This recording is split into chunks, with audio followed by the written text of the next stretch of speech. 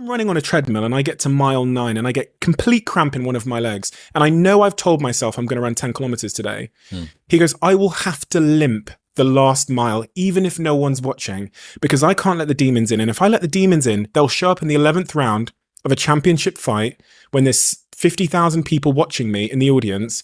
And I know deep in my self story that I'm the type of person that quits when things get hard because I got off that treadmill at mile 9 when no one was watching. It would modify my self story.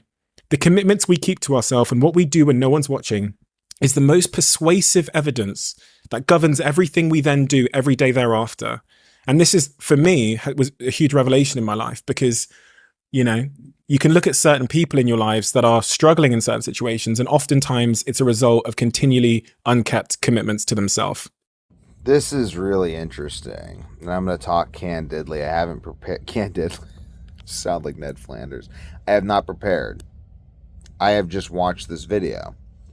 I am reacting and responding emotionally to this like all of you, but unlike all of you, I have spent my entire life, and I continue to spend all of my time battling what I believe is, I call it Devon's disease, but it basically it is a form of insomnia that veers inevitably towards total insomnia, and then from total insomnia creates a condition that is just actively dying, where I've lost the ability to digest food many times. Like, I just eat and then I throw it up days later undigested. I've had blood in my urine, blood in my stool. When I get to 3 days of not sleeping, every single cell of my body is just in constant pain. I've not slept for 2 separate months, 2 separate periods of over a month. More weeks than I can possibly count. And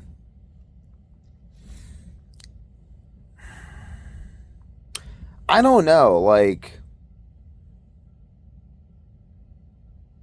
I never killed myself, obviously, because I'm still here.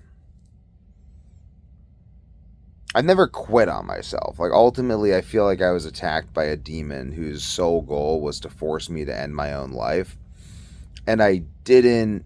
I think, like, if I'd ended up becoming addicted to sleep drugs and painkillers that didn't really fix the underlying problem, I think that would have predisposed me to be more likely to commit suicide. But because I never compromised at all of my symptoms were always like, I was never like, oh, I'm suffering horribly right now because I totally deserve this, which I would feel if I had opted for drugs. Though I did smoke a lot of weed, and I've definitely had my share of guilty thoughts about that. But I never fundamentally compromised my values, and I know that within myself, which is why I'm still here.